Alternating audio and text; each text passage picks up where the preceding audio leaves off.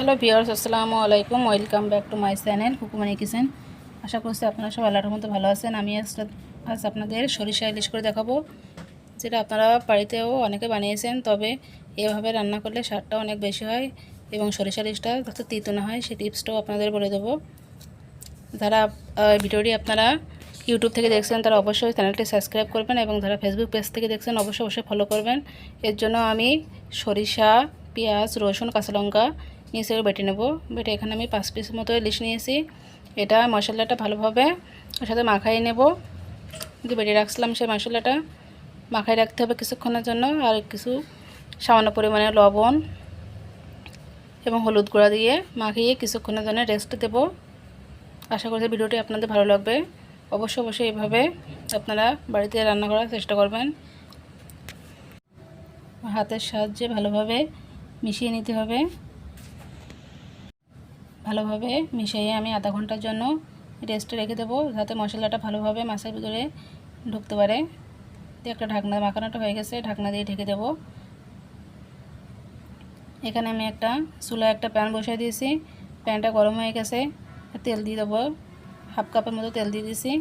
তেলটা গরম হয়ে গেলে দিয়ে দেবো পেঁয়াজ কুচি। পেঁয়াজ কুচিটা হালকা বাদামি হয়ে আসলে দিয়ে দেবো শুকনো ঝালের গুঁড়া। দেখতে পাচ্ছেন পেঁয়াজটা বাদামি হয়ে আসছে। দিয়ে দেবো শুকনো ঝালের গুঁড়া। শুকনো ঝালের গুঁড়াটা দিয়ে একটু ভালোভাবে জাল করে নেব। তারপর আগে থেকে মিশিয়ে রাখা মশলাটা দিয়ে দিতে হবে। দিয়ে ভালোভাবে একটু কষিয়ে নিতে হবে আস্তে আস্তে, যেহেতু আমি এটা কাঁচা মাছ দিয়েই করছি, ভেজে নিইনি। সেজন্য ঢাকনা দিয়ে ঢেকে আস্তে আস্তে রান্না করে নিতে হবে। এখানে মাছটা কষানো হয়ে গেছে। মাছটা উল্টাইয়ে আর একটুখান জাল দিয়ে নেব। ভালোভাবে উল্টাইয়ে একটু মশলাটা ভালোভাবে কষাই নেব। কষানো হয়ে গেলে অল্প করে পানি দেবো। 1 কাপের মতো 1.5 কাপের মতো পানি দিয়েছি। পানিটা দিয়ে আবার ঢাকনা দিয়ে ভালোভাবে রান্না করে নিতে হবে। আশা করছি ভিডিওটি আপনাদের ভালো লাগবে। ভালো লাগে অবশ্যই আমার চ্যানেলটি সাবস্ক্রাইব করবেন। যারা ফেসবুক থেকে দেখছেন তারা অবশ্যই চ্যানেলটি এটা ফলো দিয়ে রাখবেন, পেজটা ফলো দেবেন। এবং এখানে আমি জিরা মরিচ বাটা দিয়ে কিছুক্ষণ রান্না করে লাভিয়ে নেব। রান্নাটা আমার করা হয়ে গেছে, দেখতে পাচ্ছেন কত সুন্দর হয়েছে।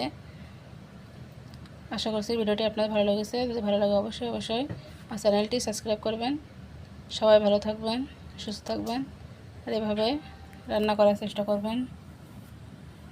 ফেসবুক পেজ থেকে যারা দেখছেন তারা অবশ্যই আমার পেজটা ফলো করবেন। সবাই ভালো থাকবেন, সুস্থ থাকবেন। আল্লাহ হাফেজ।